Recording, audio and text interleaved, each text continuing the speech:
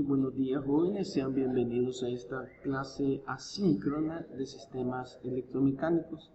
En esta ocasión vamos a empezar a hacer una serie de cápsulas donde vamos a estudiar lo que son los mecanismos de transmisión de potencia. Primeramente, cuando nosotros hablamos de mecanismos de transmisión de potencia, se nos viene a la mente lo que son las poleas, los engranes, las correas, o inclusive, como les decimos vulgarmente, fajas. Entonces, en esta serie de videos, llamamos cápsulas, nosotros vamos a intentar de explicar cada uno de los diferentes mecanismos de transmisión de la potencia y cómo son usados y empleados para el diseño de sistemas electromecánicos. Vamos a clasificar primeramente lo que son los engranajes. El engranaje, como tengo idea que tú ya lo has visto, es una rueda o un cilindro dentado empleado para transmitir un movimiento. Este movimiento, tú ya entenderás, es giratorio. A veces tiene la opción de ser alternativo, que parte de una máquina a otra.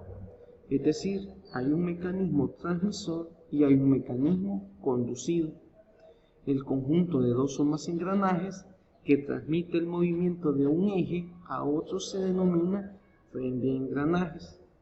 Ya vamos a ver diferentes tipos de ejemplos de lo que son los trenes de engranajes. Los engranajes se utilizan sobre todo para transmitir movimientos giratorios, pero usa engranes apropiados y piezas dentadas planas que pueden transformar el movimiento alternativo en giratorio y viceversa. Entonces vamos a ver diferentes tipos de engranes. La principal clasificación de los engranes se efectúa según la disposición de sus ejes de rotación y según los tipos de dentado. Según los criterios que existen en los diferentes tipos de engranajes, están en sistemas de ejes paralelos, cuyos cilindros de dientes rectos, cilindros de dientes helicoidales y donde hay doble helicoidales. Están los ejes perpendiculares, helicoidales cruzados, cónicos de dientes rectos, cónicos de dientes helicoidales, cónicos hipoides y de rueda y tornillos sin fin. Todos estos tipos de engranes nosotros los vemos y los utilizamos cotidianamente en los procesos industriales. En esta misma secuencia de aprendizaje, no obstante, en esta cápsula, te he puesto dos tipos de videos. Uno donde se elabora un instrumento casero, que es prácticamente una polea, una banda transportadora, que utiliza en sí poleas e instrumentos de engranajes. Y ahí tú vas a ver la aplicabilidad de estos tipos de engranes. En cualquier impresora, en cualquier carro de juguete, en cualquier vehículo, en cualquier máquina industrial, tú vas a estar 100% familiarizada con lo que son los engranajes. Tendrán diferentes tipos de aplicaciones y podemos decir que son planetarios, interiores y de cremallera. Por la forma de transmitir el movimiento está transmisión simple y transmisión de engranaje loco, y transmisión compuesta, donde tenemos el tren de engranajes, transmisión mediante cadena o polea dentada, mecanismo piñón cadena y mecanismo polea dentada. Entonces, esas son las clasificaciones y los diferentes tipos de aplicaciones que tenemos de los engranes. Pero vamos a ver a mayor profundidad cómo es la estructura de un engranaje. Para ello nosotros tenemos que identificar que el engranaje tiene aquello que nosotros le vamos a conocer con el nombre de módulo. Y el módulo de un engranaje es una característica de magnitud que se define como la relación entre la medida del diámetro primitivo expresado en milímetros y el número de dientes.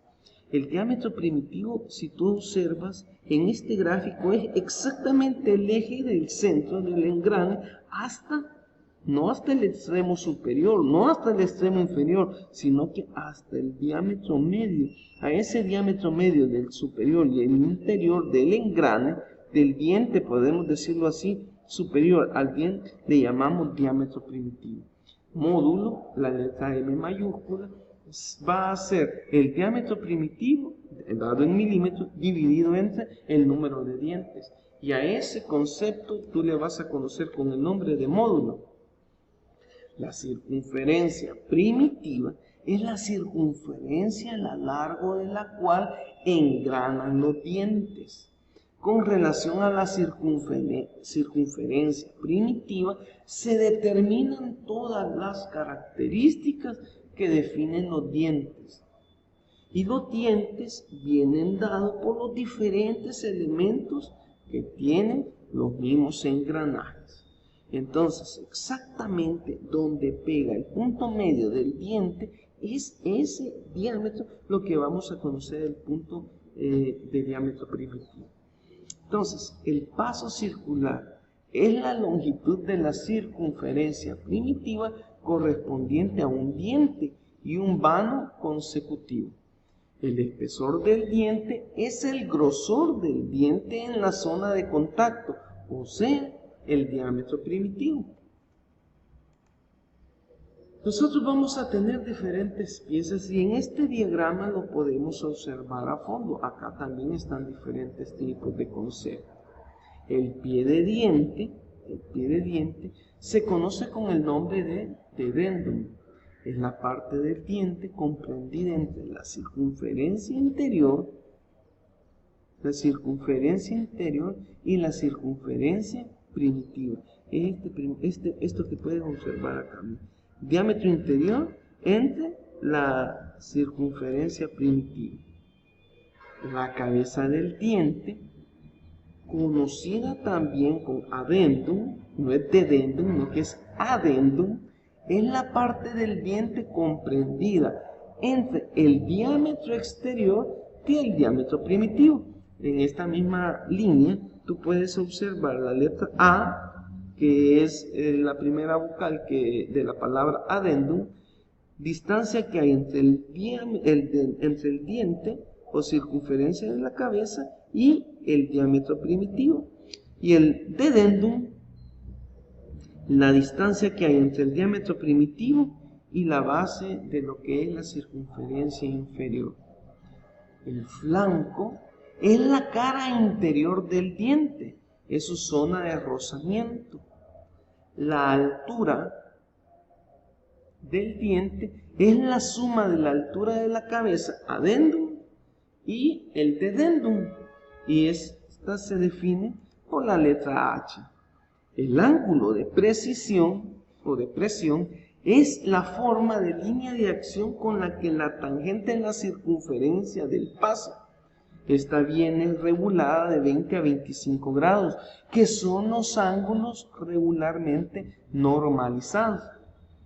El largo del diente es la longitud que tiene el diente del engranaje.